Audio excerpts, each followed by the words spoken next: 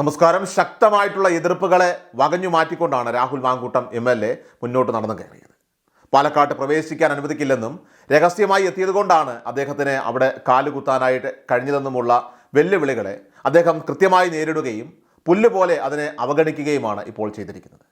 തൻ്റെ MLA fund ഉപയോഗിച്ച് നിർമ്മിച്ച റോഡിൻ്റെ ഔപചാരിക ഉദ്ഘാടനത്തിനായിട്ടാണ് മാങ്കൂട്ടം പാലക്കാട്ടെത്തിയത്. വരുന്നതിന് മുൻപ് തന്നെ അദ്ദേഹം ഫ്ലക്സ് ബോർഡുകൾ സ്ഥാപിച്ച് തൻ്റെ വരവ് പൊതുജനങ്ങളെ അറിയിക്കുകയും ചെയ്തു. ഇത് അദ്ദേഹത്തെ തടയാൻ സാധ്യതയുള്ളവർക്കുള്ള ഒരു വ്യക്തമായ മുന്നറിയിപ്പ്, വെല്ലുവിളിയായി തന്നെ കണക്കാക്കപ്പെട്ടു. UDF ഭരണത്തിലുള്ള പഞ്ചായത്ത് ഉദ്ഘാടനത്തിനെത്തിയ അദ്ദേഹത്തിൻ്റെ വാഹനവ്യൂഹത്തെ DYFI പ്രവർത്തകർ തടയുകയും കരിങ്കൊടി കാണിക്കുകയും ചെയ്തു. ഈ പ്രതിബന്ധങ്ങളെയെല്ലാം തന്നെ മറികടന്നാണ് മാങ്കൂട്ടം വേദിയിലേക്ക് എത്തിയത്. ആര് തടയാൻ, ആര് തടുക്കാൻ എന്ന ചോദ്യമുയർത്തുന്ന തരത്തിലുള്ളതായിരുന്നു അദ്ദേഹത്തിൻ്റെ നിലപാട്. പ്രതിഷേധവുമായിട്ട് സംഘടിച്ചവരെ അദ്ദേഹം പൂർണ്ണമായും നിഷ്പ്രഭരാക്കി. ഉദ്ഘാടനത്തിന് ശേഷം മാധ്യമങ്ങളെ കണ്ട മാങ്കൂട്ടമാകട്ടെ ഓരോ ചോദ്യത്തിനും കൃത്യമായിട്ടുള്ള മറുപടി നൽകി.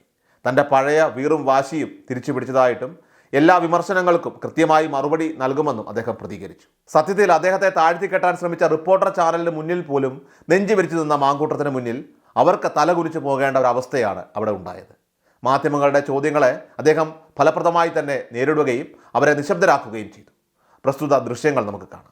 പാലക്കാടുകാരോട് പറയേണ്ടതൊക്കെ അവരോട് തന്നെ പറഞ്ഞിട്ടുണ്ടല്ലോ, അവരോട് പറഞ്ഞു കഴിഞ്ഞിട്ടുണ്ട്. ഓക്കെ,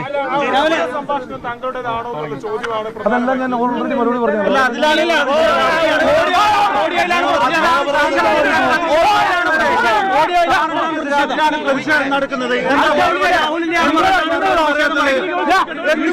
താങ്കൾ മറുപടി പറയാത്തത്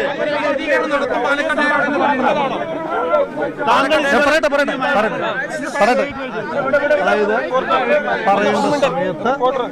പറയേണ്ട സമയത്ത് പറയേണ്ടതുപോലെ തന്നെ എല്ലാ കാര്യങ്ങളും പറയും. ഒന്ന്. രണ്ട്, നിയമപരമായി നേരിടേണ്ട കാര്യങ്ങളെ ഈ രാജ്യത്തെ ഒരു പൗരൻ എന്ന നിലയിൽ നിയമപരമായി നേരിടും. ജനങ്ങളോട് പറയാനുള്ള മുഴുവൻ കാര്യങ്ങളും പറയേണ്ട കൃത്യമായ സമയത്ത് ജനങ്ങളോട് പറയും. മൂന്നാമത്തെ കാര്യം, നിങ്ങളെല്ലാവരും കൂടെ താല്പര്യം എടുത്തിട്ട് ഒരു അന്വേഷണം നടക്കുന്നുണ്ടല്ലോ, ആ അന്വേഷണം മുന്നോട്ട് പോകട്ടെ.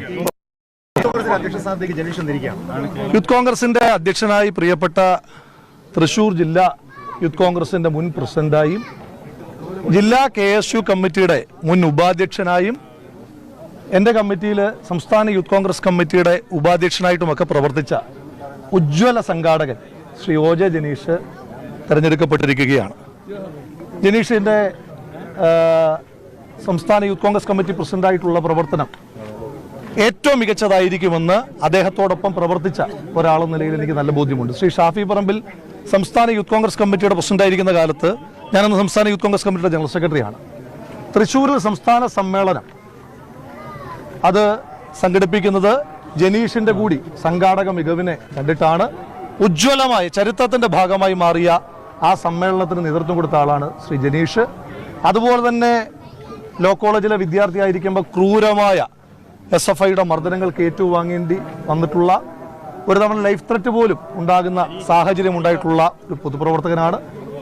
ഞാൻ യൂത്ത് കോൺഗ്രസ് പ്രസിഡന്റായിരിക്കുന്ന കാലയളവിൽ എന്നോടൊപ്പം സംഘടനയെ മുന്നോട്ട് കൊണ്ടുപോകുവാൻ ഏറ്റവും ഉജ്ജ്വലമായി അതിൻ്റെ എല്ലാവിധമായ സുഖത്തിലും ദുഃഖത്തിലും ഒപ്പം നിന്നിട്ടുള്ള സഹപ്രവർത്തനാണ്. അദ്ദേഹത്തിൻ്റെ പുതിയ ഭാരവാഹിത്വത്തെ സ്വാഗതം ചെയ്യുന്നു, അഭിനന്ദിക്കുന്നു. അതോടൊപ്പം തന്നെ സംസ്ഥാന യൂത്ത് കോൺഗ്രസ് കമ്മിറ്റിയുടെ വർക്കിംഗ് പ്രസിഡന്റായി തിരഞ്ഞെടുക്കപ്പെട്ട ശ്രീ ബിനു ചുള്ളിയിൽ, ദേശീയ കമ്മിറ്റിയുടെ സെക്രട്ടറിമാരായി തിരഞ്ഞെടുക്കപ്പെട്ട ശ്രീ അബിൻ വർക്കി, ശ്രീ KM അഭിജിത്ത് അടക്കമുള്ളൊരു നല്ല ടീം പഞ്ചായത്ത് തിരഞ്ഞെടുപ്പിൽ ജനവിരുദ്ധമായ ഈ കമ്മ്യൂണിസ്റ്റ് ജനതാ പാർട്ടിയുടെ മുന്നണിയെ നിലംപരിശാക്കുവാൻ കഴിയുന്നവർ, നിയമസഭാ തെരഞ്ഞെടുപ്പിൽ ഐക്യ ജനാധിപത്യ മുന്നണി അധികാരത്തിലേക്ക് എത്തിക്കുവാൻ കഴിയുന്ന ഉജ്ജ്വലമായ ടീം വന്നു. ആ ടീം ആരോപണം വന്നതിനു ശേഷം താങ്കൾ മാധ്യമങ്ങളെ കണ്ട ഓരോ തവണയും ഉണ്ടായ ചോദ്യമാണ്, ഇതിൽ വ്യക്തത വരുത്തുന്നില്ല UDF സംഭാഷണം.